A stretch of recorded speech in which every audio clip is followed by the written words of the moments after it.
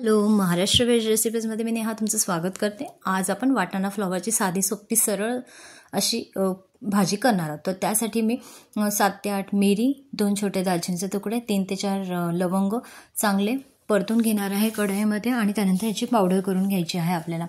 आणि याच्यामध्ये मी वाटणासाठी 2 टोमॅटो आणि 2 कांदे आणि 1 टोमॅटोचा वापर केलेला आहे। तर कांदा मी परतायला ठेवला आहे एका साईडला, त्यातोवर मी कढईमध्ये भाज्या शिजवून घेणार आहे। तर वाटाणा, बटाटा आणि फ्लॉवर हे सुट्टे मी शिजवणार आहे।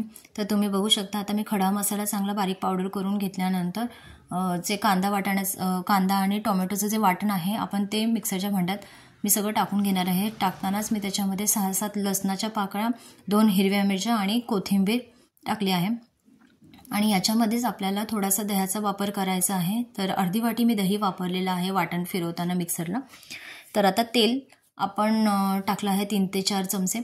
ज्या कढईमध्ये मी कांदा परतून घेतला होता त्याच कढईमध्ये भाजी फोडणीला टाकते आहे।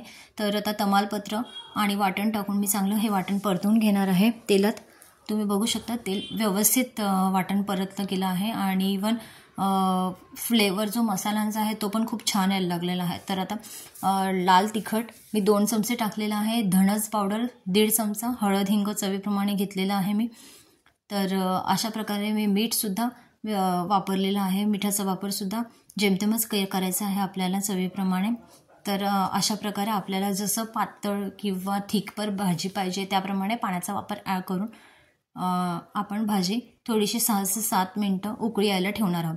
तर भाजी खूप छान झालेली आहे कारण फ्लेवर्स इतका छान झालेला आहे, वास पण येतोय त्या सर्व मसाल्यांचा जो आपण ॲड केलेला आहे। तर तुमच्या घरी कोणी पाहुणे येणार असतील कधी तर अशा प्रकारे इझी रेसिपी आहे, तुम्ही अशा प्रकारे एकदा नक्की करून बघा। वाटाणा आणि बटाटा दोन्ही पण व्यवस्थित शिजला गेला आहे।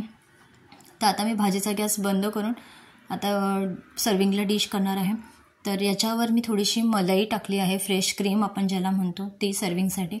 तर ही जी भाजी आहे ती रोटी, नान, चपाती किंवा भाकरी किंवा नुसता पांढरा भात जरी असेल ना तरी ह्याच्याबरोबर खायला पण खूप छान लागते।